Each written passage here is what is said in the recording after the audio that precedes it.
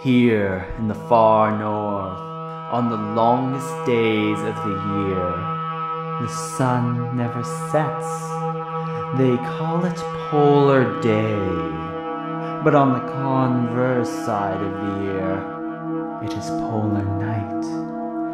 In the eternal light of midsummer, many develop hypomania, a functional form of mania. A flood of ideas, extreme creativity, endless energy, and a drive to succeed. Now, let us observe the behaviors that result from continuous daylight. It's 2:30 in the morning. It's still light outside. I carried this completely unremarkable rock home from the top of the mountain. I think the daylight's starting to affect me.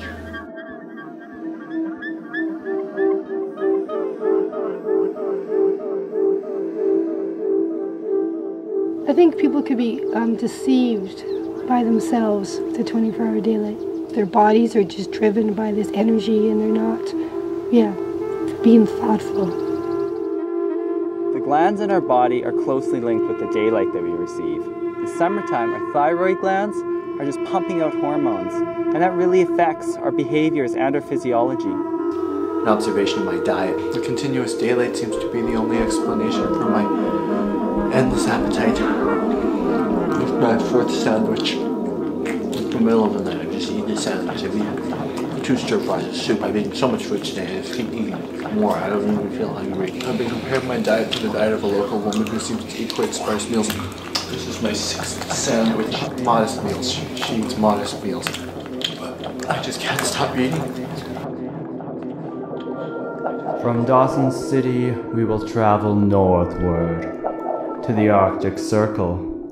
In Old Crow and Van Tut National Park, we will experience true polar day. Here we have a system akin to a sundial.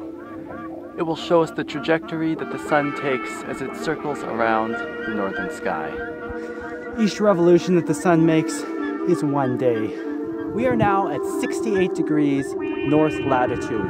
This central fiberglass pole was placed in the ground, and as the sun circled the sky, a shadow was cast and a wooden stick was placed at the end of each shadow as the time progressed throughout the day.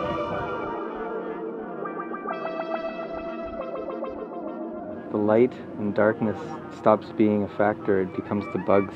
The mosquitoes seem to have a bit of a daily cycle as well. It cools off, they kind of disappear in the early morning and the late evenings. And then when it warms up, they seem to come out. And then the plants, it really just gives the sort of wham bam, let's grow. I mean, you have this hedysarum right here, and it's suddenly in bloom about the same time it is down south, even though spring came much, much later here. I mean, I get the sense that most animals probably at this time of the year have a very reduced sleep cycle. The animals don't ever seem to stop. 24 hours of sunlight. It seems like the birds want to find a mate up here, and they're calling all night long. And they get a bit hoarser as the night goes on. But that's really different from down south. You don't wake up at 3 in the morning and hear birds calling down south as you do up here. It's more energy, and the energy comes out in every way, shape, and form. More energy creatively, more energy socially, more energy sexually. In a study conducted at Lagos University, 15 male rats were divided into 3 groups. 5 of the rats were exposed to continuous daylight for 4 weeks, 5 to continuous darkness, and the last group was exposed to balanced daylight conditions. The midnight sun rats were observed to have a whopping 41% increase in testicle weight, while the rats of darkness saw their testes shrink by 39%. My libido would be increased because it's more daylight, like I said with the dogs, more friskiness, more activity. I don't think that the continuous daylight affects your libido because, you know, maybe you're more active during the summer months, but in the winter months you spend more time in bed. Like a beauty, it's just too hard to take.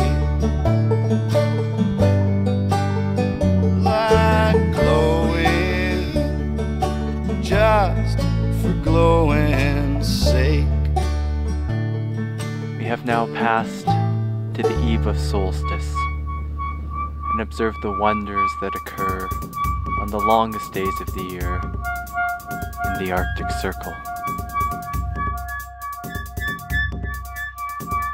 Something's in the air. Something's in the air. Something's in the air.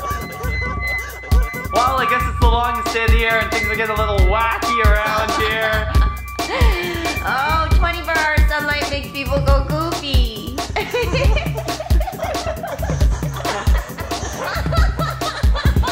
I didn't get to sleep till about 4 o'clock in the morning. I seem to be very tired and lethargic, and I'm going to sleep now. You just can't even get to sleep at night, and you gotta shut every freaking window in your house. You know, if you're in a tent, good luck. Here in the north, many of us just sleep for short little periods of time. The sun makes me want to have a nap. There are people up, you know, doing construction work sometimes at midnight or 5 in the morning kind of thing, because, I mean, if you wake up, you can, there's nothing stopping you. It's perfectly bright out, so it's kind of funny to not have that limitation of light. Hunting, you could hunt all night. That's a real benefit there. Yeah, feel like super Energizer Bunny, like dee-dee-dee-dee-dee, go do all this stuff, and then crash in the fall. A slow spiral cycling downwards from fall until spring.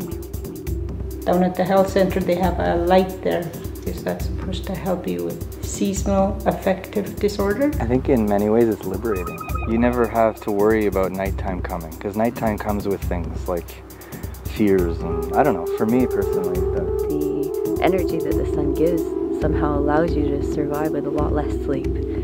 But by the time winter rolls around, you're burnt out and it's time to hibernate. So it's an interesting cycle.